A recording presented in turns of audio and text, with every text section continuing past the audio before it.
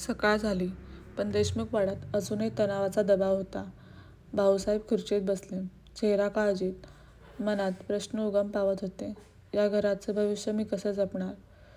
सचिन आणि नितीन रात्री योजना आखून आले होते. सर्व सदस्य तयार, पण शत्रू अजून धोकादायक. बिल्डर देशपांडे शहरातून आला.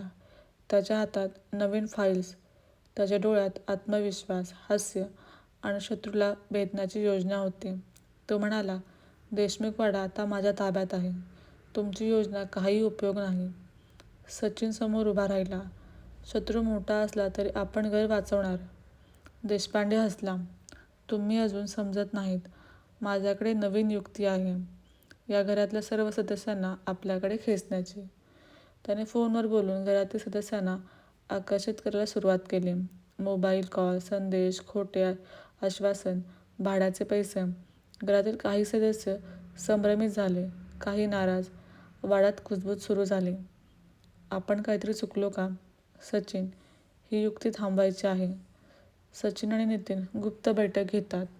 योजना, सदस्यांची भूमिका ठरवणे, कागद सुरक्षित ठेवणे, शत्रूच्या हालचालींना ओळखून थांबवणे, घराची रणनीती आखणे. रात्री वाड्यात प्रत्येक खोलीत तणाव, सत्य आणि धैर्य मिसळलेले होते. सचिन मनात ठरवतो, जर युक्ती फोडली नाही तर वाडा हरवेल. पण मी थांबवणार नाही.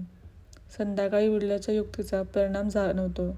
घरात काही सदस्य संभ्रमित झाले, काही घराबाहेर जाण्यास तयार झाले. परंतु सचिन आणि नितीनच्या योजना अजूनही काम करत आहेत. त्यांनी प्रत्येक हालचाल मोजून ठेवली होती आणि शत्रूला फसवण्यासाठी तयारी सुरू होती. रात्र झाली. सगळे सदस्य जागेवर.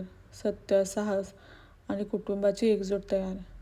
सचिन डोक्यात ठरवतो, या युक्तीला फोडायचं आणि देशमुख वाडा जिंकलाच पाहिजे, काही झाले तरी.